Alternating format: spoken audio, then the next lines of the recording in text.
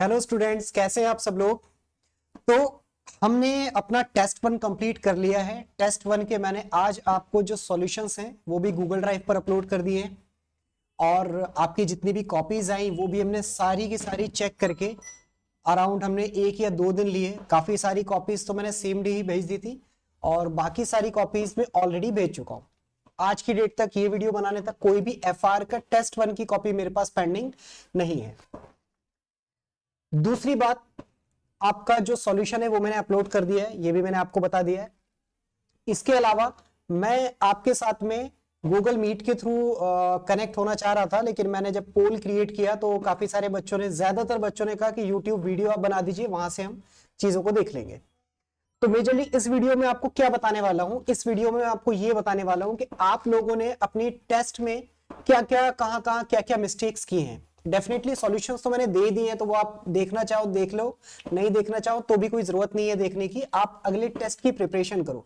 अगर आपने अपनी आंसर शीट देख ली तो आंसर शीट में ही मैंने आपके रिमार्क्स लिख दिए हैं कि आपने यहाँ यहाँ ये गड़बड़ की है। ठीक है, तो अगर उतना आपने देख लिया है तो it is okay. Solutions further अलग से देखने की बहुत ज्यादा रिक्वायरमेंट नहीं है। ठीक है, तो अब हम इस टेस्ट पेपर के सॉल्यूशंस को एक बार डिस्कस कर लेते हैं कि इसमें क्या क्या चीजें पूछी थी, क्या क्या आपने बताना था और आपने कहां कहां मिस्टेक्स की। हर एक स्टूडेंट ने कहां कहां क्या क्या मिस्टेक्स की, तो वो मैं यहां पर आपको सारी बताने वाला हूं। इस वीडियो के बाद में भी मैं चाहता हूं कि एक बार तो एटलीस्ट जितने भी स्टूडेंट्स हमारे साथ में रजिस्टर्ड हुए हैं एफआर के प्लस एएफएम की टेस्ट सीरीज के लिए, उनके साथ एक बार तो एटलीस्ट हम गूगल मीट से इंटरेक्शन करें। ठीक है, तो उससे चीजें और अच्छे से हम कम्युनिकेट कर पाएंगे आपस में। अभी तो क्या होता है कि मुझे कुछ भी डिसीजन लेना होता है तो मैं सेल्फ डिसीजन नहीं लेता, मैं तो पोल क्रिएट करके लोकतांत्रिक देश की तरह अपना व्हाट्सएप पर डाल देता हूं। जिस ऑप्शन पर ज्यादा वोट आ जाते हैं वही काम मैं कर देता हूं। मुझे तो चीजें डिलीवर करनी है, जैसे स्टूडेंट्स कन्वीनियंस होंगे, इजी रहेगा उनके लिए, उसी तरीके से हम काम कर लिया करेंगे। ठीक है, चलिए आ जाइए, हम इस टेस्ट पेपर को देखते हैं। तो देखिए, पहला क्वेश्चन बड़ा ही इजी क्वेश्चन था। वैसे तो पूरा टेस्ट पेपर ही बहुत इजी था, लेकिन कुछ कुछ क्वेश्चंस थे इसमें। मैंने जैसे पहले आपको बताया था, टेस्ट पेपर वन में सिर्फ एक ही क्वेश्चन था जो थोड़ा अच्छे लेवल का था। यहां पर मैंने आपसे major limitations of Ind AS पूछी थी, सॉरी अकाउंटिंग स्टैंडर्ड्स पूछी थी, जो मेजर लिमिटेशंस है अकाउंटिंग स्टैंडर्ड, जिसकी वजह से हमें नीड हुई कि भाई इंड एस आने चाहिए। ठीक है, तो यहां पर बच्चों ने कहीं ना कहीं बड़े सारे पॉइंट्स लिखे, जो पॉइंट्स ठीक भी थे, कुछ पॉइंट्स गलत भी थे। काफी सारे बच्चों ने बड़े बेसिक सी चीजें लिखी, काफी सारे बच्चों ने यहां पर कनेक्ट ही नहीं कर पाए कि पूछना क्या चाह रहे हैं। उन्होंने इंड एस और एस का डिफरेंस लिख दिया कि इंड एस में ये चीज ऐसे लिखी है और अकाउंटिंग स्टैंडर्ड में ये मैटर ऐसे लिखा है। XYZ इंड एस में ये चीज इस तरह से लिखी है और अकाउंटिंग स्टैंडर्ड में ऐसे लिखा है। तो आप डिफरेंस बताने लगे, डिफरेंस नहीं चाहिए था। ठीक है, डिफरेंस की बात नहीं कर रहे, यहां पर हम लिमिटेशंस ऑफ अकाउंटिंग स्टैंडर्ड की बात कर रहे थे। यहां पर आपको बात करनी चाहिए थी कि भाई ऐसे ऐसे डेरिवेटिव इंस्ट्रूमेंट्स हैं, ऐसे ऐसे आपके शेयर्स इशू होते हैं आज की डेट में, कन्वर्टिबल डिबेंचर्स इशू हो रहे हैं, कन्वर्टिबल प्रेफरेंस शेयर इशू हो रहे हैं। इस तरह की चीजों की ट्रांजेक्शन जो होती है आपका, उनका ट्रीटमेंट अकाउंटिंग स्टैंडर्ड्स नहीं बताते। तो दैट्स वाई हमें एक नीड थी कि भाई इंड एस आने चाहिए। कॉम्प्लेक्स रेवेन्यू का स्ट्रक्चर आज की डेट में आ चुका है कि रेवेन्यू रिकॉग्निशन एक बहुत ही कॉम्प्लेक्स टास्क बन चुका है कि भाई बड़ी सारी मार्केट में अलग अलग तरीके की ऑफर्स आते हैं, लॉयल्टी पॉइंट्स आ रहे हैं आपके, ठीक है, डिस्काउंट कूपन वाउचर आ रहे हैं। इस तरह के क्वेश्चंस भी आप इंड एस 115 में करते हैं। तो उस तरह की चीजों का ट्रीटमेंट AS9 नहीं देता था। ठीक है, AS9 बड़ा ही सिंपल सी बातें करता था, वो इतने ज्यादा झमेले की बातें करता ही नहीं था। तो इस तरह की चीजों का ट्रीटमेंट एएस के पास था ही नहीं, तो ये एक लिमिटेशंस थी एएस की। ठीक है, तो आपने बताना था कि भाई ये लिमिटेशंस हैं, दैट्स वाई हमें इंड एस की जरूरत है। इस तरह के और भी आपके 3-4 पॉइंट्स हैं, अगर आप देखेंगे स्टडी मटेरियल में तो वो आपने मेंशन करने थे। इसके अलावा जैसे मैं और बता देता हूं आपको कि स्टेक होल्डर्स की रिक्वायरमेंट जो है वो थोड़ी सी अलग रहती है कि भाई हमें जो है बैलेंस शीट अलग तरीके से देखनी है और ग्लोबल रिपोर्टिंग से हमें कंपेयर करना है, दैट्स वाई हमें इंड एस की नीड है। ठीक है, तो ये पॉइंट्स मोटा मोटा आपको लिखने थे। कुछ बच्चों ने क्या किया, कुछ बच्चों ने ये पॉइंट्स लिखे लेकिन उन्होंने सिर्फ कीवर्ड लिख दिया। कीवर्ड आपका याद रखने के लिए होता है कि भाई ये चीजें मुझे याद रहे, लेकिन आपने आंसर शीट में कंप्लीट सेंटेंस लिखना होगा। ठीक है, बच्चों ने लिख दिया कॉम्प्लेक्स रेवेन्यू स्ट्रक्चर। अब ये सेंटेंस आप सोचिए कि 3 वर्ड का एक सेंटेंस आपने लिखा, ये कहीं ना कहीं अपने आप में इनकम्प्लीट है। भाई उसके बाद आप लिखो तो जस्टिफाई तो होना चाहिए, एक मीनिंगफुल सेंटेंस बनना चाहिए कि भाई कॉम्प्लेक्स रेवेन्यू स्ट्रक्चर से कैसे लिमिटेशन आप साबित कर रहे हो, वो चीज आप बताओगे ना। आप कम से कम 2 लाइनें तो एटलीस्ट लिखो, 1 या 2 लाइनें तो आप लिखो ना कि सेंटेंस आपका कंप्लीट हो, ठीक है। और कन्वर्टिबल डिबेंचर, बस इतना इतना वर्ड लिखा हुआ, convertible preferential, convertible debenture, embedded derivative, बस इतना लिखकर आपने छोड़ दिया, एम्बेडेड डेरिवेटिव इन मार्केट। अब वो क्या सेंटेंस आप कंप्लीट करो ना, आप सही जा रहे हो, डायरेक्शन आपकी सही है, लेकिन आपने क्या किया, जो कीवर्ड आप याद करे होंगे आपने, बस वो कीवर्ड ही आप लिख कर आ गए, तो कंप्लीट सेंटेंस आपने लिखना था, ठीक है। ये मिस्टेक्स मेजरली बच्चों ने इसमें की हैं। कुछ तो अलग ही डायरेक्शन में चले गए, तो वो बिल्कुल अलग ही चीजें लिख रहे थे, तो उसके लिए डिस्कशन मुझे लगता है करने की जरूरत भी नहीं है, वो अपनी आंसर शीट देख लेंगे तो उनको पता चल जाएगा, ठीक है। इसके बाद में आ जाते हैं हम सेकंड पॉइंट पे। सेकंड पॉइंट पे हमने बात करी थी कि भाई इंडेक्स की एप्लीकेबिलिटी आप डिस्कस करो कंपनीज के लिए, एनबीएफसी के लिए, जो फेज 1 और फेज 2 में फॉलो होती हैं। इसमें कोई भी कॉम्प्लेक्सिटी नहीं थी, सिंपल जो आपका प्रोविजन कहता है वो प्रोविजन आपने यहां पर लिखना था। यहां पर मैं कोई आपका जजमेंट नहीं पूछ रहा, यहां पर कोई आपने कंक्लूजन अपना नहीं देना है, ठीक है ना। क्वेश्चन को पढ़ने में कोई गड़बड़ होनी चाहिए, 1 लाइन का क्वेश्चन है, ठीक है। आपने सिर्फ एप्लीकेबिलिटी क्राइटेरिया बताना है। काफी सारे बच्चों ने बहुत अच्छे से इस क्वेश्चन को अटेम्प्ट किया, क्वेश्चन नंबर 2 को, सारे फैक्ट्स एंड फिगर्स लिखे, सारी चीजें लिखी, सारी चीजें करेक्ट लिखी। तो जो करेक्ट लिखी है तो उसकी तो बात ही नहीं करनी है ना, करेक्ट तो करेक्ट ही है। हम बात करने आए यहां पर जो इनकरेक्ट है वो क्या है। तो काफी सारे बच्चों ने नेटवर्थ की जगह लिख दिया टर्नओवर, कि टर्नओवर ऑफ रुपीज 500 करोड़ से ज्यादा, टर्नओवर ऑफ रुपीज 250 करोड़ से ज्यादा, वो टर्नओवर लिख के चले जा रहे हैं। और एक स्टूडेंट ने तो टर्नओवर पहले लिखा और फिर काटा, और वहां पर मैंने वार्निंग का साइन लगाया, आता है ना वार्निंग का साइन येलो कलर का, और उसके अंदर कुछ लिखा होता है, एकदम हड्डी वड्डी बनी होती है, डेंजर जोन। तो ऐसा कुछ मैंने जो है वो वहां पे एक वार्निंग साइन बनाया कि भाई अगर आप एग्जाम में टर्नओवर वर्ड लिख कर आ गए तो शायद 1 नंबर भी नहीं मिलेगा, बहुत रिस्की है कि 1 नंबर भी नहीं मिलेगा, क्योंकि इंडेक्स की जो एप्लीकेबिलिटी है वो totally based on the net worth है। आपने नेटवर्थ को ही रिप्लेस करके टर्नओवर वर्ड लिख दिया, अब बाकी आप कुछ भी लिखते चले जाओ, मुझे लगता है 1 नंबर भी नहीं मिलना चाहिए इस केस में। स्टेप वाइज हो सकता है आधा पौना नंबर दे दे तो एक अलग बात है, वो भी एहसान मानना अगर मिल जाए तो। मेरे हिसाब से तो 1 नंबर भी नहीं मिलना चाहिए अगर आपने टर्नओवर को रिप्लेस, नेटवर्थ की जगह टर्नओवर वर्ड रिप्लेस कर दिया, ठीक है। काफी सारे बच्चों ने छोटी सी मिस्टेक्स करी, मोर देन इक्वल टू की जगह लेस देन साइन लग गया उनसे धोखे से, तो वो मुझे लगता है धोखे से लगा है, या आपने अगर अंडरस्टैंडिंग ही है तो बहुत दिक्कत की बात है। धोखे से लगा है तो आपको मैं यही कहूंगा कि आप अगली बार ध्यान दें, आंसर लिखते टाइम बिल्कुल ध्यान दें, ठीक है। और ये ध्यान वाली चीज जो है ये किसी के साथ भी हो सकती है, ये आपके साथ भी हो सकती है, मेरे साथ भी हो सकती है।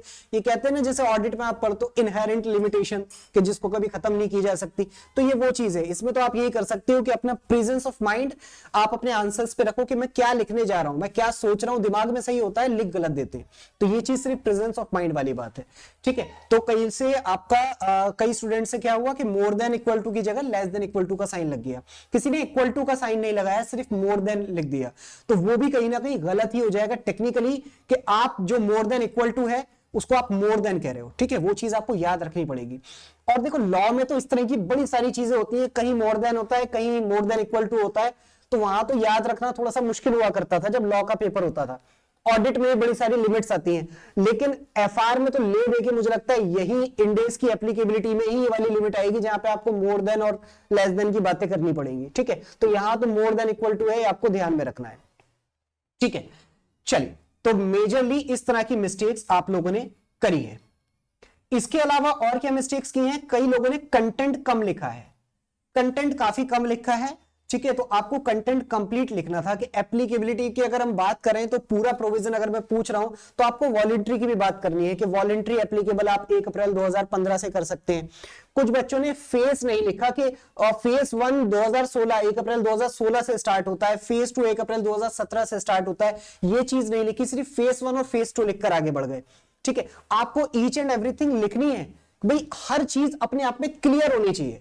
आप मान के चलो एग्जामिनर को कुछ नहीं पता, एग्जामिनर एक 5 साल का बच्चा है जो आपकी कॉपीज चेक कर रहा है, उसे कुछ नहीं पता, सब कुछ आपको अपनी आंसर शीट पर बताकर आना है। आप ये अज्यूम नहीं कर सकते कि हाँ मैं फेस 1 लिख दूं तो वो समझ जाएगा 1 अप्रैल 2016 की बात कर रहे हैं। ऑब्वियस सी बात है, कुछ भी ऑब्वियस नहीं है, सब कुछ आपको लिख के आना है। जो चीज ऑब्वियस भी लगे ना, कॉमन सेंस वाली बात भी लगे, वो भी लिख कर आओ ना। आप लिख कर आने से नंबर कटेंगे तो डेफिनेटली नहीं, लेकिन अगर नहीं लिख कर आए तो चांसेस है कि नंबर कट जाएंगे। ठीक है, तो इसलिए आप सारी चीजें लिख कर आओ। कुछ भी चीज ये मत सोचो कि हाँ वो समझ जाएगा कि हाँ फेस 1 की हम बात करें तो वो तो सबको पता है 1 अप्रैल 2016, लिखना पड़ेगा आपको। ठीक है, तो कई बच्चों ने फेस का नाम नहीं लिखा, ईयर लिख दिया। कई बच्चों ने वाइस वर्सा के मतलब फेस लिख दिया, ईयर नहीं लिखा। तो ये मिस्टेक्स आप लोगों ने की है। दूसरी गलती ये की है इस क्वेश्चन में। इसके अलावा आपने एनबीएफसी के ऊपर वॉलेंट्री इंडेक्स एप्लीकेबल की चॉइस अवेलेबल नहीं है। अनलाइक कंपनी के, कंपनी तो चाहे तो वॉलेंट्री कभी भी कर सकती है। मान लो एक बड़ी छोटी सी कंपनी है जो 250 करोड़ की टर्नओवर नेटवर्क क्या 250 रुपए की नेटवर्क भी नहीं है, वो भी चाहे तो वॉलेंट्री कर सकती है। लेकिन एनबीएफसी के लिए स्पेसिफिकली बोला गया कि भाई आप वॉलेंट्री अप्लाई नहीं कर सकते अपने ऊपर। तो ये वाली बात बड़ी एक कह सकते हो आप मेन प्रोविजन है ये इंडेक्स एप्लीकेबिलिटी का, ये आपने लिखना था। ठीक है, तो मुझे लगता है एक आधे स्टूडेंट ने ही ये वाली बात लिखी है, बाकी सब इस चीज पे साइलेंट रहे। ठीक है, तो कुल मिलाकर मैं क्या कहना चाहता हूं कि आपने अगर एक क्वेश्चन है कि भाई एप्लीकेबिलिटी के बारे में बात करो तो मैक्सिमम उसके बारे में जितना कुछ जानते हो ना सब लिख दो। ठीक है, प्रोविजन कंप्लीट आप लिख कर आओ। तो यहां से मैं क्या कहना चाहता हूं कि आप प्रोविजन कंप्लीट लिखो। इस चीज को समझाने के लिए मैंने आपको एक क्वेश्चन नंबर 2 दिया था। ठीक है, कंपैरेटिव्स आपको बनानी होती है पिछले साल की, ये वाली बात भी आपने लिखनी थी कि 1 अप्रैल 2016 से तो इंडेक्स एप्लीकेबल होंगे लेकिन कंपैरेटिव भी आपको बनाने होंगे, ये बात आपको लिखनी चाहिए थी। ठीक है, नेटवर्थ का मीनिंग लिखना चाहिए था आपको कि नेटवर्थ का मतलब क्या है, नेटवर्थ कैसे कैलकुलेट होती है। भाई जब आप खुद सोचो ना, कॉमन सेंस वाली बात है कि आप नेटवर्थ नेटवर्थ नेटवर्थ की बातें कर रहे हो, नेटवर्थ 500 करोड़, नेटवर्थ 250 करोड़, तो एग्जामिनर को क्या पता नेटवर्थ आप किसको कहते हो, तो बताओ ना उसको नेटवर्थ कैसे निकलेगी, तो वो चीज भी आपको लिख कर आनी थी। ठीक है, अगर देखो यही क्वेश्चन मैं आपसे कहता कि 1 नंबर में देता मैं आपको, ठीक है, तो शायद आप कुछ कुछ चीजें छोड़ भी देते तो चल जाता, लेकिन अगर 5 नंबर में क्वेश्चन दिया गया ना तो आपको सारी चीजें लिखकर आनी पड़ेंगी। आपने मार्क्स, कितने मार्क्स का क्वेश्चन है और कितना आप कंटेंट लिख रहे हो, वो चीज जस्टिफाइबल होनी चाहिए। मैंने पहले भी आपको बड़ी सारी वीडियोस में बताया है कि आपका मार्क्स और कंटेंट जस्टिफाइबल होना चाहिए। इसका मैंने सॉल्यूशन क्या निकाला है आपके लिए कि आप देखो ही मत ना, 5 नंबर का क्वेश्चन है 6 नंबर का है, आपको जितना मैक्सिमम आता है आप लिखकर आ जाओ। ठीक है, जितना मैक्सिमम आता है आप लिखकर आ जाओ, कोई दिक्कत की बात नहीं है। हाँ, आपको लगता है कि नहीं इतना ज्यादा लिखने की जरूरत नहीं है, 1 नंबर का है, 1 नंबर के क्वेश्चन के लिए अगर मैं 1 पेज भर रहा हूं तो वो मुझे लगता है गलत है। लेकिन हाँ, अगर 5 नंबर का क्वेश्चन है, 6 नंबर का क्वेश्चन है, तो आप कंटेंट अच्छा लिख कर आओ, तभी आपको full out of full marks मिलेंगे। ठीक है, चलिए इसके बाद आ जाते हैं हम क्वेश्चन नंबर 3 पे। क्वेश्चन नंबर 3 सबसे अच्छा क्वेश्चन है। ये कौन सा क्वेश्चन है भाई, ये था ट्रैप क्वेश्चन, ये था पिंजरा क्वेश्चन। ठीक है, ये मैंने आपको पिंजरे में फंसाया था, ये मैंने आपको पिंजरे में फंसाया था और बड़े सारे स्टूडेंट्स इस पिंजरे में फंस भी गए। बड़े सारे तो नहीं कह सकते, 1 या 2 बच्चे फंसे। ठीक है सर, बड़े सारे 1 या 2 बच्चे इस पिंजरे में फंसे। ठीक है, ये क्वेश्चन था आपका स्टडी मटेरियल का। पूरा क्वेश्चन मैंने सेम कॉपी पेस्ट छापा और एक जगह मैंने गड़बड़ कर दी। मैंने यहां पर क्वेश्चन में था all other companies also below 250 crore, net worth आपकी 250 करोड़ से कम थी बाकी सारे कंपनीज की, एक्सेप्ट ई की 300 करोड़ थी, बाकी सारी कंपनीज जितनी भी हैं इसमें उनकी सबकी 250 करोड़ से कम थी। मैंने उस बिलो वर्ड को रिप्लेस कर दिया अबव वर्ड से, उसके बाद में ये क्वेश्चन बिल्कुल चेंज हो गया। ठीक है, कुछ बच्चों ने तो ये बिलो और अबव को समझा ही नहीं, उन्होंने बिलो के हिसाब से आंसर लिख दिया, तो बिलो के हिसाब से आंसर जो आएगा वो आपने लिख दिया, तो वो आपको पता है क्या लिखा है आपने, वो तो गलत हो गया। ठीक है, जब आपने क्वेश्चन ही ठीक से नहीं पढ़ा तो आपका आंसर डेफिनेटली गलत होने वाला है। ठीक है, बाकी सारे बच्चों ने क्या करा इसमें गड़बड़, बाकी सारे बच्चों ने एक गड़बड़ ये करी कि वो मीनिंग नहीं निकल पाए कि भाई जब मैं ये कहता हूं कि नेटवर्थ आपकी 250 करोड़ से अबव है, नेटवर्थ आपकी 250 करोड़ से अबव है, तो इसके 2 मीनिंग निकलते हैं ना कि आपकी नेटवर्थ 250 करोड़ से अबव है तो क्या 500 करोड़ से भी अबव है, या फिर 250 करोड़ से तो अबव है लेकिन 500 करोड़ से नीचे है। ठीक है, तो आपने ये वाले फैक्ट को इग्नोर कर दिया कि भाई 250 करोड़ से ऊपर अगर मैं नेटवर्थ कह रहा हूं तो नेटवर्थ 250 करोड़ से ऊपर होने का मतलब तो 400 करोड़ भी है और 600 करोड़ भी है। भाई अगर 600 करोड़ है वो भी 250 करोड़ से ऊपर की कंडीशन कैटेगरी में ही आएगी, और 400 करोड़ है तो भी वो 250 करोड़ से ऊपर की कैटेगरी में आएगी। लेकिन अगर नेटवर्थ आपकी 250 करोड़ से ऊपर है लेकिन 500 करोड़ से नीचे है, ठीक है, तो एप्लीकेबिलिटी चेंज हो जाएगी। लेकिन अगर 250 करोड़ से ऊपर है और 500 करोड़ से भी ऊपर है तो एप्लीकेबिलिटी चेंज हो जाएगी। इसका डिटेल्ड आंसर मैंने आपको जो सॉल्यूशन है उसमें दिया हुआ है, तो वहां पर आप इस वाले आंसर को तो जरूर देखना, इस आंसर को तो आपको जरूर देखना है। बाकी सारे सॉल्यूशन ना भी देखो तो काम चल जाएगा। लेकिन मैंने फिर भी आपको अभी मार्क्स दिए हैं, मैंने फिर भी आपको मार्क्स दिए हैं। बच्चे ये एज्यूम करके चल रहे थे कि भाई आपका जो आपका फेज 2 है उसमें हम फॉलो जाएंगे, फेज 2 में फॉलो जाएंगे क्योंकि 250 करोड़ से ऊपर है। मैंने कहा कि आपने चेक करना है कि इंड एस एप्लीकेबल है या नहीं। क्या मैंने सिर्फ फेज 2 में एप्लीकेबिलिटी चेक करने की बात करी है? मैंने आपसे कहा कि फेज कोई सा भी हो आपने तो चेक करना है। पहले 1 में चेक करो ना कि अगर 1 में फॉलो हो रहा है क्या नहीं, उसके बाद 2 में चेक करने के 2 में फॉलो हो रहा है क्या नहीं। जब आप 1 में चेक करोगे तो फिर आपके पास ये वाली चीज आएगी कि भाई 250 करोड़ से अगर ज्यादा है तो क्या 500 से भी ज्यादा है या सिर्फ 250 से ज्यादा है, मतलब 500 से कम है और 250 से ज्यादा है। ठीक है, ये वाला पॉइंट आपने मिस कर दिया था। तो ये क्वेश्चन मैंने क्यों दिया आपको, कहने को बिल्कुल सिंपल क्वेश्चन था, ठीक है, लेकिन ये क्वेश्चन से मैं आपको ये बताना चाहता हूं कि आपको एग्जाम में क्वेश्चन बिल्कुल ध्यान से पढ़ना है। सारी आधे से ज्यादा प्रॉब्लम यही सॉल्व हो जाती है कि अगर आप क्वेश्चन को बिल्कुल ध्यान से पढ़ लो। ठीक है, अगर आपने बिल्कुल रफली सा क्वेश्चन को पढ़ लिया कि कुछ बच्चों ने जैसे अबव और बिलो का ही ध्यान नहीं दिया कि हाँ क्वेश्चन में तो वहां पे बिलो लिखा हुआ था तो यहां भी बिलो ही होगा, सेम क्वेश्चन है, वो बिलो के हिसाब से आंसर कर दिया। ठीक है, एबव के बाद भी आपने ये नहीं सोचा कि 250 करोड़ से ऊपर में भी 2 पॉसिबिलिटीज आ सकती हैं। ठीक है, तो आपने क्वेश्चन बिल्कुल ध्यान से पढ़ना है, उसके बाद में उसके क्या क्या आउटकम्स निकल सकते हैं, क्या क्या मीनिंग निकल सकते हैं, उनको सोच के चलना है, उसके हिसाब से देन फिर आपको आंसर देना होगा। ये क्वेश्चन आप मान के चलो मैंने न्यू फ्रेम किया था, ये आईसीआई की किसी मटेरियल वगैरह में कहीं आपको नहीं मिलेगा इस तरह का क्वेश्चन। ठीक है, तो क्वेश्चन नंबर 3 हम कंप्लीट यहां पे करते हैं। क्वेश्चन नंबर 4 पे आते हैं। क्वेश्चन नंबर 4 भी बड़ा इजी क्वेश्चन था। ये जो मैं आपको क्वेश्चंस देता हूं ना जस्टिफाई द स्टेटमेंट वाले, जैसे आज मैंने टेस्ट 2 अपलोड किया है, आज नहीं इनफैक्ट कल ऑलरेडी कर चुका हूं, तो वहां पर भी आप देखोगे बड़े सारे जस्टिफाई द स्टेटमेंट वाले क्वेश्चंस आपको देखने को मिलेंगे। तो जस्टिफाई द स्टेटमेंट्स वाले क्वेश्चन कहीं ना कहीं मैं आपकी एमसीक्यू की तैयारी करा रहा हूं कि जो आपके थ्योरेटिकल एमसीक्यू अगर कोई भी आते हैं तो वो इन जस्टिफाई द स्टेटमेंट वाले क्वेश्चन जो मैं आपको दे रहा हूं यहां से आपकी प्रैक्टिस होगी, जहां पे कॉन्सेप्ट मैं आपका चेक कर रहा हूं। सर एमसीक्यू डायरेक्ट एमसीक्यू करके डाल दो ना, नहीं मैं डायरेक्ट एमसीक्यू करके नहीं डालूंगा। अगर मैं डायरेक्ट एमसीक्यू करके डालूंगा तो आप फिर तुक्का लगाने की ट्राई करोगे कि हाँ चलो इस पे लगा देते हैं, मुझे आपका यही समझ में नहीं आएगा कि आपका कॉन्सेप्ट स्ट्रांग है या नहीं। इसलिए मैंने जस्टिफाई द स्टेटमेंट के तौर पर आपका क्वेश्चन डाला कि भाई ये स्टेटमेंट लिखिए, जस्टिफाई करो सही है या नहीं। ठीक है, तो यहां पर भी कुछ बच्चे सिर्फ इतना लिख रखा है दिस स्टेटमेंट इज इनकरेक्ट। अरे इनकरेक्ट है तो सही क्या है, अगर ये गलत है तो सही क्या है वो लिखो ना, तभी तो जस्टिफाई होगा। मैंने आपसे ये थोड़ी पूछा है कि ये स्टेटमेंट करेक्ट है या इनकरेक्ट, जो आप ये आंसर दे रहे हो कि हाँ इनकरेक्ट है। मैंने कहा जस्टिफाई द स्टेटमेंट, तो जस्टिफाई द स्टेटमेंट का मतलब ये हो गया कि ये स्टेटमेंट करेक्ट है या इनकरेक्ट वो बताना है, करेक्ट है तो क्यों करेक्ट है वो बताना है, इनकरेक्ट है तो क्यों इनकरेक्ट है वो बताना है, मतलब क्या सही है वो चीज भी आपको लिख कर आनी है। ठीक है, तो यहां से आपकी एमसीक्यू की तैयारी इस तरीके से हो रही है। ठीक है, ताकि आप कुछ लिखना पड़े आपको, तभी तो मुझे पता लगेगा ना कि आप जस्टिफिकेशन जो दे रहे हैं वो करेक्ट दे रहे हैं या नहीं। ठीक है, तो यहां पर अगर बात करें क्वेश्चन नंबर 4A की, तो यहां पर हमने बोला कि भाई साहब अगर आपके ऊपर इंड एस एप्लीकेबल हो जाते हैं तो आपने एग्जिस्टिंग एएस भी फॉलो करने होते हैं। तो ऐसा नहीं है, अगर आपके ऊपर इंड एस आपने फॉलो करने तो एएस फिर आप नहीं फॉलो करोगे ना।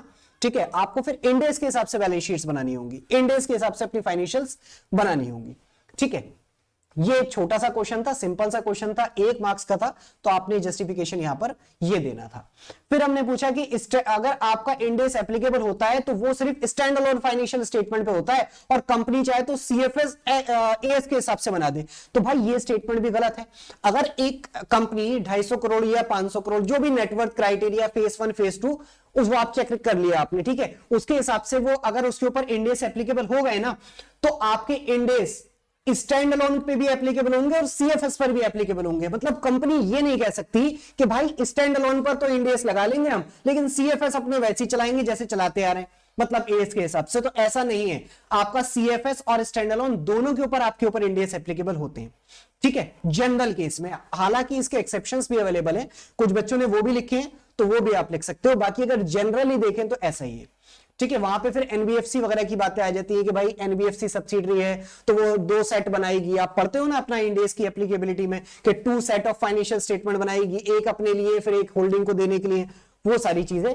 ठीक है, तो वो एक अलग केस है। यहां पर सिंपल केस है कि भाई स्टैंड अलोन फाइनेंशियल स्टेटमेंट पर भी लगेगा, सीएफएस पर भी लगेगा।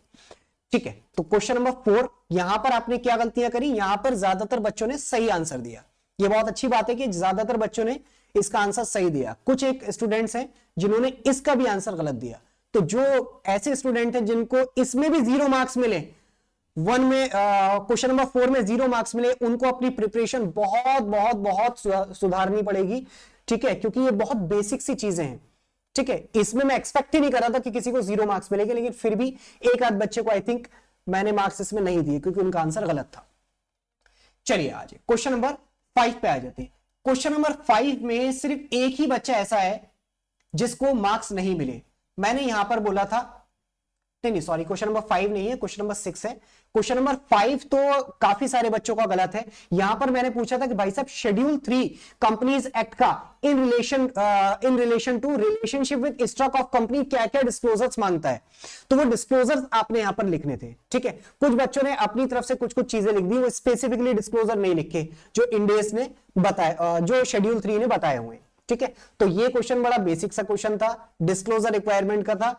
आप देख लेना कि भाई किस चीज में क्या डिस्क्लोजर मांगता है वो देने। ठीक है, अपने पास से बनाकर दोगे तो मार्क्स नहीं मिलेंगे। जो स्पेसिफिकली शेड्यूल 3 ने बताया हुआ है कि भाई सब रिलेशनशिप बताओ, आउटस्टैंडिंग बताओ, ठीक है, क्या रिसीवेबल पेएबल है, वो सारी चीजें बताओ। ठीक है, वो चीजें आपको यहां पर बतानी थी। ठीक है, आ जाते हैं अपने अगले क्वेश्चन पे, क्वेश्चन नंबर 6। क्वेश्चन नंबर 6 क्या, यहां पर मैंने आपसे पूछा था कि भाई वेरियस रेशियोज आप बताओ जो शेड्यूल 3 बोलता है कि आपको अपनी फाइनेंशियल स्टेटमेंट में डिस्क्लोज करने। तो इसमें ऑलमोस्ट सभी बच्चों ने, ऑलमोस्ट सारे स्टूडेंट्स ने इसका आंसर करेक्ट दिया, सबको 2 आउट ऑफ 2 मिले। एक स्टूडेंट ऐसा था जिसने 10 रेशियोज नहीं लिख पाया, वो 3 या 4 रेशियो उसने लिखे थे। ठीक है, तो उसको मैंने I think half marks allot किया। ठीक है, तो आपको ये चीजें एक बार जो है लास्ट में देखकर जानी होती है कि भाई आपकी स्टडी मटेरियल में कौन कौन से रेशियोज लिखें। 10 तो मैंने पूछे, मैं 10 में एक्सपेक्ट कर रहा था एटलीस्ट 5 तो लिखेगा बच्चा। ठीक है, तो सबने 10 के 10 लिखे। ठीक है, तो ये अच्छी बात है। तो अगर इस तरह का क्वेश्चन आएगा भी तो एक आध नंबर में आ सकता है, एमसीक्यू में कहीं ना कहीं घुसा के पूछ सकता है। ठीक है, तो आप इस तरीके से लिख सकते हो। ये सिर्फ एक वार्म अप क्वेश्चन था कि आपको शेड्यूल 3 के बारे में कुछ कुछ बातें पता भी है या नहीं पता है। ठीक है, चलिए आते हैं अगले क्वेश्चन पे। अगला क्वेश्चन नंबर 7, ये भी बहुत अच्छा क्वेश्चन था। यहां पर मैंने आपसे पूछा था कि भाई साहब शेड्यूल 3 के हिसाब से goodwill will be reported under non current asset in the sub heading of other intangible asset. बड़े सारे बच्चे कह रहे हैं हाँ बिल्कुल ठीक है, अदर इंटेंजिबल एसेट में आएगा। तो भाई बिल्कुल गलत है। गुडविल की एक सेपरेट हेडिंग दे रखी है, शेड्यूल 3 ने एक सेपरेट हेडिंग दे रखी है कि भाई साहब गुडविल को अलग से दिखाना है, बिल्कुल छाप के दिखाना है, face of the balance sheet पर दिखनी चाहिए गुडविल इतनी है। ठीक है, तो वो आपने दिखाना था। काफी सारे बच्चों ने कहा हाँ अदर इंटेंजिबल एसेट में दिखा देंगे, तो ऐसा नहीं करना है। अदर इंटेंजिबल एसेट में आएंगी आपकी गुडविल के अलावा वाली एसेट। इसका मैं अगर आपको लॉजिक बताऊं तो इसका लॉजिक सिंपल है कि अदर इंटेंजिबल एसेट जो होती है वो आपका इंड एस 38 में कवर होती है, और जो आपकी गुडविल है वो गुडविल आपकी कहां कवर होती है, इंड एस 103 में। तो गुडविल आपका 103 के हिसाब से आती है, तो एक सेपरेट इंड एस इस गुडविल को डील करता है। दैट्स व्हाई उसका डिस्क्लोजर भी, उसका प्रेजेंटेशन भी एक अलग सेपरेट लाइन आइटम करके बना दिया। वरना आप सोचो बड़ा देखने में बड़ा अटपटा सा लगता है कि गुडविल तो अलग से, अदर इंटेंजिबल एसेट बिल्कुल अलग से। ठीक है, तो ऐसा इसीलिए है क्योंकि यहां पर एक सेपरेट इंड एस आपका कवर होता है जो आपके गुडविल की बात करता है। ठीक है, ये चीज आपको पता होनी चाहिए कि इंड एस 38 में गुडविल के बारे में बात नहीं करता है, गुडविल इंड एस 103 के अंडर ही आती है। ठीक है, उसका रीजन भी है कि आपका गुडविल एक नॉन आइडेंटिफाइबल एसेट होती है। ठीक है, आइडेंटिफाइबल एसेट नहीं होती है, दैट्स व्हाई इंड एस 38 में कवर नहीं होती, क्योंकि इंड एस 38 बात ही जो है आपका जो आपकी आइडेंटिफाइबल नॉन मॉनेटरी एसेट होती है उनकी करता है। ठीक है, तो ये मैं डिटेल में अननेसेसरी जा रहा हूं, इतनी जरूरत नहीं है। कुल मिला के यहाँ पे डिस्क्लोजर का पॉइंट था वो मैंने आपको बता दिया। इसी तरह से डेफर्ड टैक्स एसेट, मैंने कहा भाई डेफर्ड टैक्स एसेट आपका अदर करंट एसेट में आएगा। बच्चे ने कहा हाँ सही है बिल्कुल भाई, डेफर्ड टैक्स एसेट आपका नॉन करंट एसेट में आता है, और अदर नॉन करंट एसेट में नहीं, face of the balance sheet पर आता है, नेट करके आता है कि अगर लाइबिलिटीज है तो वो ऑफसेट करने के बाद देखोगे आप कि नेट डेफर्ड टैक्स एसेट है या नेट डेफर्ड टैक्स लाइबिलिटी है, उसके हिसाब से आप दिखाओगे। तो काफी सारे बच्चों ने इसकी प्रेजेंटेशन भी कर दी थी गुडविल वाले क्वेश्चन की, कि भाई गुडविल ऐसे ऐसे आएगी। तो वो एक बहुत अच्छी बात है कि अगर आप इतना अच्छे से प्रेजेंट कर पा रहे हो। ठीक है, डेफर्ड टैक्स असेट भी इसी तरीके से कि अलग लाइन आइटम के तौर पे आएगी। कुछ बच्चों ने इसकी भी प्रेजेंटेशन बताई कि भाई ऐसे ऐसे आपका deferred tax asset non current asset में अलग से आएगी। तीसरा क्वेश्चन बहुत ही अच्छा था। तीसरे क्वेश्चन में मैंने कहा कि कंपनी ने एक पीपीई सोल्ड करी किसी अदर एंटिटी को ऑन क्रेडिट बेसिस, मतलब पैसा नहीं आया, and classify the receivable amount under trade receivable. बच्चे ने कहा हाँ ट्रेड रिसीवेबल में आएगा। ठीक है, लेकिन कुछ बच्चों ने बहुत अच्छा आंसर दिया। उन्होंने पहले मुझे यह बताया कि भाई साहब ट्रेड रिसीवेबल समझो कि ट्रेड रिसीवेबल होता क्या है।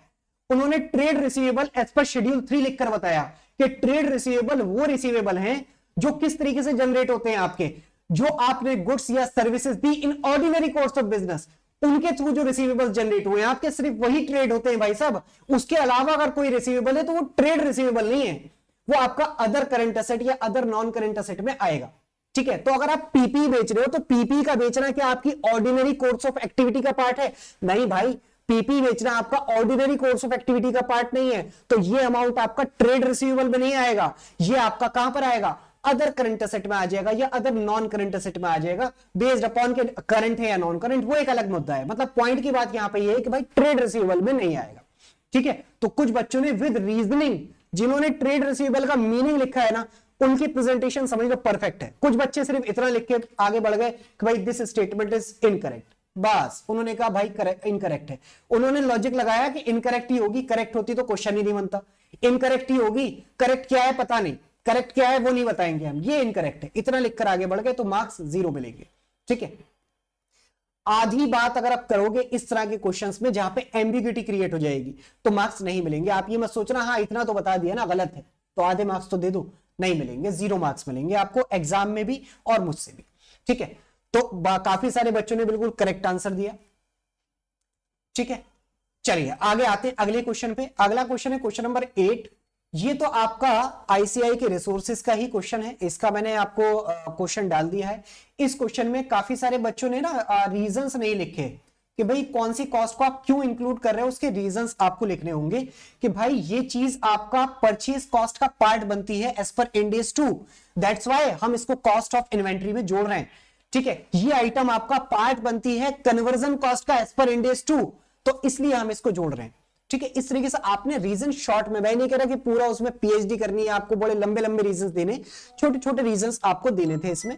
ठीक है, तो वो आपने अगर नहीं दिए तो उसके मार्क्स आपके कट सकते हैं। ठीक है, तो आपको रीजंस प्रॉपर देने थे। कुछ बच्चों ने यहाँ पे कॉन्सेप्चुअली मिस्टेक्स की हैं, कुछ बच्चों ने कॉन्सेप्चुअली मिस्टेक्स की हैं कि कोई लाइन आइटम, कोई जैसे आपने पैकेजिंग कॉस्ट है ये नहीं ली। ठीक है, उसका रीजन भी देंगे कि पैकेजिंग कॉस्ट नहीं आएगी। ठीक है, तो आपने ऐसा नहीं करना है, कॉन्सेप्ट आपको स्ट्रॉन्ग करना है।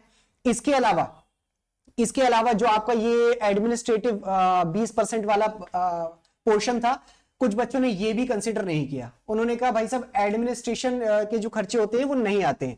ठीक है, सही बातें नहीं आते, लेकिन उसने कहा कि एडमिनिस्टर फैक्ट्री के लिए किया, तो वो खर्चे अगर एडमिनिस्ट्रेशन डिपार्टमेंट में फैक्ट्री के लिए हो रहे हैं तो वो आपका इन्वेंट्री की कॉस्ट का पार्ट बन जाएंगे। ठीक है, रिमेनिंग एक्सपेंस इन्होंने कहा कि भाई साहब आपके नॉन प्रोडक्टिव डिपार्टमेंट्स के लिए हुए, जैसे आपका सेल्स डिपार्टमेंट हो गया, या कह सकते हो आप फाइनेंस डिपार्टमेंट हो गया, टैक्स डिपार्टमेंट हो गया, उनके लिए अगर एडमिन डिपार्टमेंट ने कुछ खर्चा किया तो वो पोर्शन, बाकी 80% पोर्शन इन्वेंट्री की कॉस्ट में नहीं आएगा। लेकिन एडमिन डिपार्टमेंट ने जितना काम फैक्ट्रीज के लिए किया है वो तो आपका इन्वेंट्री की कॉस्ट में आएगा ना।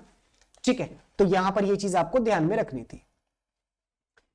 चलिए, इसके अलावा कुछ बच्चों ने जर्नल एंट्रीज गलत पास करी हैं, जर्नल एंट्रीज रॉन्ग पास करी हैं, तो वहां तो मैं आपको यही कहूंगा कि आपको कॉन्सेप्चुअली थोड़ा सा समझना पड़ेगा। मतलब आपको प्लस माइनस करना तो आता है अच्छे से कि हाँ ये चीज कॉस्ट में शामिल होगी इन्वेंट्री की और ये चीज कॉस्ट में शामिल नहीं होगी, लेकिन कॉस्ट में इंक्लूड करने का ultimate meaning, back and working क्या होती है वो आपको नहीं पता। अगर आप जर्नल एंट्री गलत पास कर रहे हो, आपको कॉन्सेप्ट पता है कि हाँ ये वाली आइटम कॉस्ट में शामिल होती है, ये आइटम कॉस्ट में शामिल नहीं होती, लेकिन कॉस्ट में शामिल नहीं होती तो अकाउंटिंग ट्रीटमेंट क्या होगा, और कॉस्ट में शामिल होगी तो अकाउंटिंग ट्रीटमेंट क्या होगा, वो चीज आपको नहीं पता। इस चीज पर आपको काम करना पड़ेगा। ठीक है, तो मेजरली यहां पर जर्नल एंट्रीज ही पूछी गई थी, तो जिन बच्चों ने जर्नल एंट्रीज भी करेक्ट पास की हैं और वर्किंग नोट्स भी बनाया है, ठीक है, तो उनको फुल मार्क्स मिले हैं। जिन्होंने सिर्फ वर्किंग नोट बनाया है, जनरल एंट्री पास नहीं करी, उनके मैंने मार्क्स डिडक्ट किए हैं। कुछ बच्चों ने क्या किया, लाइन आइटम वाइज नहीं लिखा। लाइन आइटम वाइज नहीं लिखा कि भाई आप लिखो ना सैलरी ऑफ फैक्ट्री मशीन 5000, ठीक है, फैक्ट्री सुपरवाइजर 3000, इस तरीके से लाइन आइटम लिखो। उन्होंने कहा 5 + 3 + 600 + 200 + 400 और करके यहां टोटल लिख दिया। अब तू देखता रहे ऊपर क्या क्या लिखा है, कौन कौन से आइटम मैंने लिखे, देखता रहो। एग्जामिनर को आप ये कह रहे हो कुल मिलाकर, ठीक है, तो वो प्रेजेंटेशन एकदम बिल्कुल वर्स्ट प्रेजेंटेशन है। शायद आपका आंसर फाइनल सही भी होगा तो भी 5 में से 2 नंबर ही मिलेंगे अगर इस तरीके से करके आओगे। आई बिलीव 1 या 1.5 से ज्यादा या 2 से ज्यादा नंबर नहीं मिलेंगे अगर फिगर सारी करेक्ट भी होंगी। आपको लाइन आइटम वाइज लिखना है। एग्जामिनर, मैंने पहले भी आपको बताया, एग्जामिनर को चेक करने में जितनी आसानी होगी ना, तो चांसेस है कि आपको नंबर अगर 5 नंबर का अगर 4 मिलने वाले हैं तो 5 में से 5 मिल जाए, अगर उसको आसानी होगी चेक करने में, ठीक है। तो ये चीज आपने ध्यान में रखना है। कोई बात नहीं है, पहला टेस्ट है, ठीक है, पहले टेस्ट में आपने इतनी सारी गलतियां करी, इससे कुछ सीखेंगे। अभी हमें 12 टेस्ट और देने, 12 टेस्ट में और गलतियां करो। मैं कहता हूं सारी गलतियां टेस्ट में कर लो। मैंने पहले भी आपको यही बोला था कि ठीक है, जानबूझ के नहीं गलती है कि हाँ करनी है, गलत करना है, गलत करना है, ट्राई करो कि अच्छे से दो। फिर भी गलती होती है तो इससे डिमोटिवेट मत होना कि यार मेरे तो इतने कम मार्क्स आए टेस्ट में, 30 नंबर का पेपर था, किसी के 10 आए, किसी के 12 आए, तो मैं तो नहीं कर पाऊंगा। तो ऐसा नहीं है, ठीक है। आप अपनी गलतियों से ही सीखते हो, हर इंसान अपनी गलतियों से सीखता है, वो चाहे स्टडी हो, चाहे आपकी लाइफ हो, कुछ भी हो, ठीक है। तो इन गलतियों से भी सीखना है, मतलब गलती रिपीट नहीं होनी चाहिए। भाई एक गलती एक बार कर दी तो बस अब अगली बार न्यू मिस्टेक होनी चाहिए मुझसे, गलती रिपीट नहीं होनी चाहिए। ये मैं आपको हमेशा बताता हूं। गलती अगर रिपीट हो रही है तो इसका मतलब आप कहीं ना कहीं एक बोझ अपने सर पर लेकर चलते जा रहे हो, ठीक है। बेड़ियों में आप बंध चुके हो, बस उस बेड़ियों के साथ आप चल रहे हो, ठीक है। गलती अगर आप करने के बाद में उसको सुधार लिया तो इसका मतलब आप पीछे का सारा जो जितना भी आपका पास्ट में गड़बड़ हुई है वो सब पाप को धोते चले जा रहे हो, ठीक है, अगर गलतियां आप रिपीट नहीं कर रहे, ठीक है। वो चीज आपने ध्यान रखनी है। चलिए लास्ट क्वेश्चन था, लास्ट क्वेश्चन भी बहुत अच्छा क्वेश्चन था। यहां पर बच्चों ने मेजरली गड़बड़ क्या करी, बच्चों ने मेजर गड़बड़ ये करी कि उन्होंने फैक्ट्री सेलिंग एक्सपेंस भी ले लिए। भाई इंडेस टू सिंपल कहता है कि जो भी आपकी कॉस्ट है जो डायरेक्टली एट्रीब्यूटेबल है इन्वेंट्री को प्रेजेंट लोकेशन एंड कंडीशन में लाने के लिए, वहां तक की कॉस्ट आपकी इन्वेंट्री की कॉस्ट में आएगी भाई, ठीक है। सेलिंग कॉस्ट तो आपकी कहीं ना कहीं इन्वेंट्री को अपनी लोकेशन से बाहर ले जाने में खर्च की है ना, तो वो क्यों आएगी, ठीक है। तो इस वजह से मैंने आपको फिर बताया कि भाई साहब इन्वेंट्री को प्रेजेंट लोकेशन एंड कंडीशन में लाने के लिए जो कॉस्ट लगती है वो इन्वेंट्री की कॉस्ट में आती है, that will be the part of cost of inventory, ठीक है। तो इस वजह से सेलिंग ओवरहेड आपके नहीं आएंगे। तो काफी सारे बच्चों ने लिखा कि भाई सेलिंग ओवरहेड्स आपका कॉस्ट का पार्ट नहीं बनेंगे, ठीक है। तो वो बहुत अच्छी प्रेजेंटेशन है। कुछ बच्चों ने ये चीज लिखी कि हाँ सेलिंग ओवरहेड भी आपने ले लिया, तो उनका तो बिल्कुल ही गलत हो गया, ठीक है। उनकी तो फिगर ही मैच नहीं करी, जो इसमें आई थिंक 500 रुपए पर यूनिट के हिसाब से कॉस्ट इसमें आई थिंक आ रही थी, ठीक है। कुछ बच्चों ने क्या किया, कुछ बच्चों ने ये बात ही डिस्कस नहीं करी कि भाई फिक्स्ड जो आपके फिक्स्ड मैन्युफैक्चरिंग ओवरहेड्स होते हैं वो आपके किस तरीके से कवर होते हैं, ठीक है, वो आपके किस तरीके से कवर होते हैं, उन पे बात ही नहीं करी है कि उनका रूल क्या है, कॉन्सेप्ट क्या है। तो भाई आपने यहां पर बताना था कि भाई सब जो आपके फिक्स्ड प्रोडक्शन ओवरहेड के खर्चे होते हैं वो एक्चुअल आपकी प्रोडक्शन और normal capacity whichever is higher के बेसिस पर एब्जॉर्ब किए जाते हैं, और जो रिमेनिंग एक्सपेंस होते हैं आपके जो एब्जॉर्ब नहीं हो पाते इन्वेंट्री में वो आपके पीएल में जाते हैं, ठीक है। तो ये चीज आपको बतानी थी, आपने सीधे लिख दिया कि भाई 1 करोड़ डिवाइडेड बाय 1,00,100 रुपए, बस काम खत्म। तो मैंने आपसे क्वेश्चन में स्पेसिफिकली पूछा था कि भाई what will be the treatment of fixed manufacturing overhead, fixed manufacturing overhead का क्या ट्रीटमेंट होगा बताओ, ठीक है। तो आपको थ्योरेटिकली लिखकर बताना था कि भाई सब फिक्स्ड मैन्युफैक्चरिंग ओवरहेड का एब्जॉर्प्शन रेट निकालकर उसके हिसाब से इन्वेंट्री में एब्जॉर्ब किए जाते हैं और एब्जॉर्प्शन रेट इस बेसिस पर आपका निकाला जाता है, तब जाके आपका आंसर कंप्लीट होता, ठीक है। तो जिन बच्चों ने ये चीज नहीं देखी है तो इसका मतलब उन्होंने क्वेश्चन ध्यान से पढ़ा ही नहीं कि पूछ क्या रहा है, उन्होंने सिर्फ ये वाला पार्ट पढ़ा, calculate the value of inventory per unit, बस वो 500 रुपए निकालकर आगे बढ़ गए, एक बात हो गया क्वेश्चन, ठीक है। तो अगर ऐसा आप करोगे तो 4 में से 2 या 3 तो बिल्कुल भी नहीं, 4 में से 2 ही मार्क्स मिलेंगे। 2 मार्क्स कहीं ना कहीं इस चीज के हैं कि जो बच्चे पूरा फिक्स मैन्युफैक्चरिंग ओवरहेड का ट्रीटमेंट भी लिखेंगे, तो 2 क्वेश्चन है ये अपने आप में, ठीक है, जो स्पेसिफिकली पॉइंट वाइज नहीं पूछे, मैंने ऐसे करके पॉइंट नहीं बनाया, मैंने डायरेक्ट पूछ ली है, खत्म बात। ठीक है तो दो ही क्वेश्चन है यहाँ पे, इस क्वेश्चन में दो पार्ट है। ठीक है, तो it is all about your test 1। कोई और क्वेश्चन तो नहीं है? नहीं।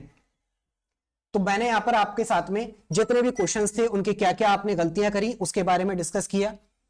ठीक है, इसके अलावा आपके पास टेस्ट 2 पहुंच चुका है, तो वो टेस्ट 2 जब आप सॉल्व करो तो इन पॉइंट्स को जरूर ध्यान में रखना है, और अपनी जो ऑलरेडी मिस्टेक्स है उनको ध्यान में रखना है कि एटलीस्ट वो मिस्टेक्स आपसे दोबारा से टेस्ट 2 में ना हो। टेस्ट 2 एक काफी लंबा टेस्ट मैंने बनाया है। ठीक है, तो उस टेस्ट को आपको करके देना है, बाकी फिर आगे डिस्कस करेंगे।